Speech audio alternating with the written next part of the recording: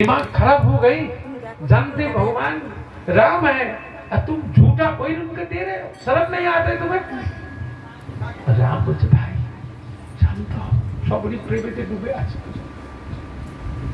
ও সেবা দিচ্ছে, আমি ওর সেবার খাঙাল, ভালোবাসার খাঙাল, প্রেমের খাঙাল, তাই খাচ্ছি। আমি ওর কুলের খাঙাল নই, কুল খাওয়ার জন্য খেতেছি, ওর ভালোবাসা খেতে এসেছি।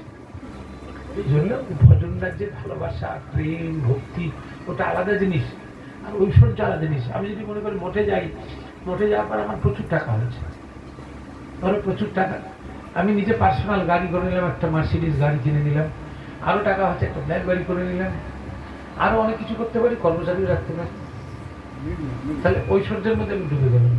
মাধুর্য আমাকে আক্রমণ করলো না, কারণ যেখানে ভগবানের ঐশ্বর্যটা আক্রমণ করে নেয়, মাধুর্য সেখানে যেতে চায় না, রাধা সেখানে ভিড়তে চায় না, কৃষ্ণ যশোদানন্দ সেখানে যেতে চায় না।